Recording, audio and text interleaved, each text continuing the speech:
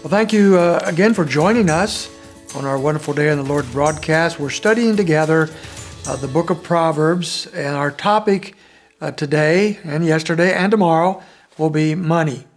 Money plays such a very important part of all of our lives. Everybody has to have money, have to have some resources. The poor often are scraping for money, and often great burdens are on them because they lack it. The wealthy sometimes live for money. It becomes basically their God as they try to get more, and we're never seen to be satisfied with the wealth that we have. And those in between can go either direction or maybe even some other direction. So finances play an important role, and so we're not surprised that the book of Proverbs talks about how we should wisely handle money. And we looked at kind of a negative warning yesterday, and we're going to kind of follow up on that today in chapter 21 of Proverbs and talk about some unwise ways of handling money. So if we know the unwise ways, that might help us in choosing wise ways.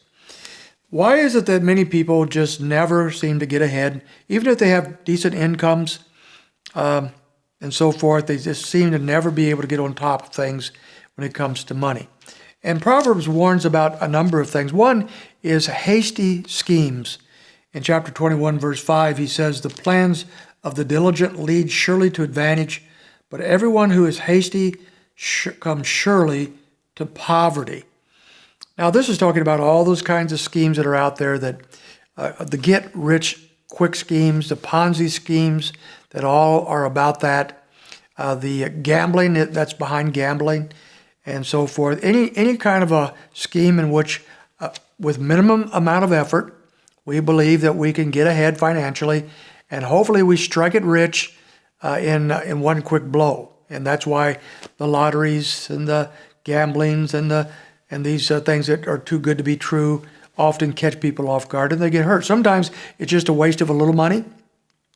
Sometimes it's a big blow when we have some Ponzi scheme that collapses and people lose perhaps even their whole life savings.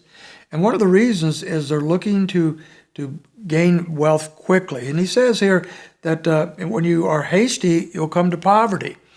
So for every one person perhaps that strikes it rich in a gambling situation or a Ponzi scheme, many thousands perhaps lose money, and some in a very devastating way. That is not God's way of handling finances, chasing after these kinds of schemes. Here's another thing that is wrong in trying to gain wealth. Another reason why we often fail and should fail, because of deceit. In verse 6, "The acquisition of treasures by a lying tongue is a fleeting vapor, the pursuit of death." So now, not only are the quick, rich schemes wrong, but even worse is deceitfulness to get wealthy. And so that's a temptation that many people face, especially if they're in a situation where they can get by with it, where they think they can cheat in some way and gain wealth. There is that danger of the deceitfulness of wealth that will lead us, it says, to the pursuit of death. So we think of the simple things like income taxes. Are we filing income taxes properly? Do we think we can get by with something? So we do. Or taking advantage of somebody at work, or in a situation where we think we can. These are all deceitful ways of trying to gain more finances that will lead in the wrong direction. There's also misplaced values. In chapter 15, verse 16, he says this, "Better is a little with the fear of the Lord than great treasure and turmoil with it. Better is a dish of vegetables where love is than a fattened ox served with hatred." He wants us to examine our values here. What's more important? Almost always we'll choose the riches, the treasures, and so forth. But he says it's better here to have a little of the right thing than to have a lot of the wrong thing. Better to have a little of the fear of the Lord, or actually it's better to have little and the fear of the Lord than these great treasures that bring about turmoil. Better is just a simple meal, a dish of vegetables where there's love, than to have a great banquet where there's hatred.